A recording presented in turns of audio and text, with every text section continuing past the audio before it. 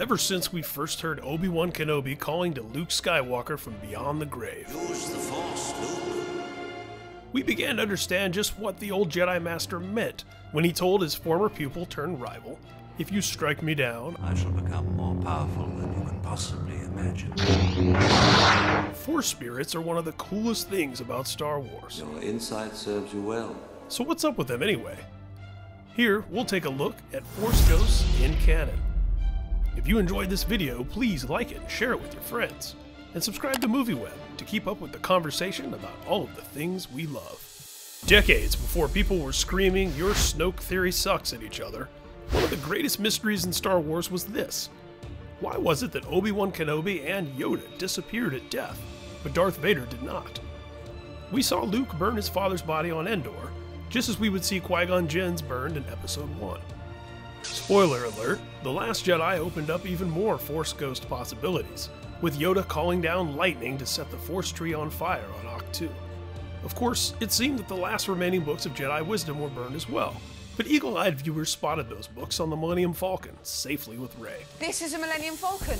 Wisdom they held, but that library contained nothing that the girl Rey does not already possess. Aha! It seems that Yoda's last words in The Last Jedi can in fact be taken quite literally. So certain are you? It's a cruel twist of fate when we learn in Episode 3, Revenge of the Sith, that Darth Sidious was able to seduce young Anakin Skywalker to the dark side with the promise of cheating death. He could even keep the ones he cared about from dying. In one of the movie's strongest scenes, the future Emperor relates the story of Darth Plagueis the Wise, a Sith Lord who learned to conquer death. He could actually save people from death. It's strongly implied that this was Palpatine's own master, who he murdered in his sleep. Ironic. He could save others from death, but not himself. Then it becomes about discovering the secret together, which includes Anakin having to do a bunch of evil, murderous things as Darth Vader to become strong enough with the dark side. Do what must be done, Lord Vader. Of course, tragically, Anakin's mission to save his wife from death becomes the very thing that causes her death, which he'd seen in a vision in the first place. In the same movie, Yoda reveals to Obi-Wan that Qui-Gon Jinn has learned how to maintain his consciousness after death. He tells Obi-Wan he'll be trained in the lessons Qui-Gon has communicated through the Force. How to commune with him, I will teach you.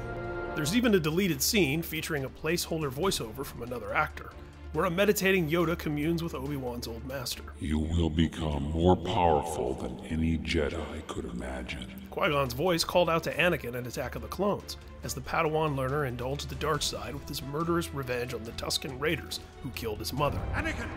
Anakin! Yoda heard this but couldn't understand it. The Clone Wars series explored all of this in even greater detail, with Liam Neeson even reprising the role. It is I, Qui-Gon Jinn.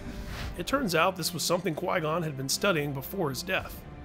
However, he was never able to complete his training while he was alive. In the excellent Clone Wars series, Qui-Gon appears as a Force ghost, first to Obi-Wan and then to Anakin. Master. He explains to Obi-Wan that the Force-strong planet acted as a conduit that amplified Jinn's oneness with the Force, allowing him to manifest himself in a form that could be both seen and heard by his old friends. Though the experience did seem to cause Skywalker to question the Jedi's teachings about the nature of death, which held that it was impossible to retain one's consciousness, Kenobi was convinced the appearance of his old master was simply an illusion conjured by the inhabitants of Mortis, and told the Jedi Council as much. However, since he's dead, we don't think it was actually him. Rather, an illusion. A mind trick formed out of our memories. That's what Obi-Wan believes. But Yoda began to hear the voice of Qui-Gon Jinn himself toward the end of the Clone Wars. Yoda. Hear you, I do. Anakin briefly heard it too. After spending a day in meditation, unsuccessfully attempting to contact Qui-Gon, the Jedi Council came to believe Yoda was suffering from a spiritual attack by the Sith. We have to consider that this may be a deception by the Sith. The voice of Qui-Gon was probably a trick, and Yoda could very well have fallen under the influence of the dark side. Clouded. So much of our vision the dark side has. Yoda is placed under heavy guard and monitored. With the help of Anakin and R2-D2, Yoda sneaks out of the Jedi Temple at Qui-Gon's urging, following his old friend's voice to the Force-heavy planet of Dagobah.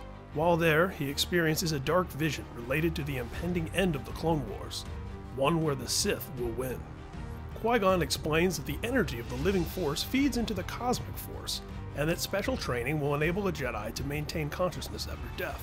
You will learn to preserve your life force, and so manifest a consciousness which will allow you to commune with the living. Qui-Gon next sends Yoda to a planet that's likely the origin of all life in the galaxy.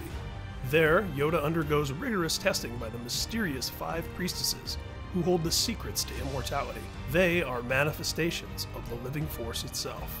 The conclusion of the extremely excellent 3-episode story arc took place on the mysterious ancient Sith homeworld, Morabond. Careful we must be.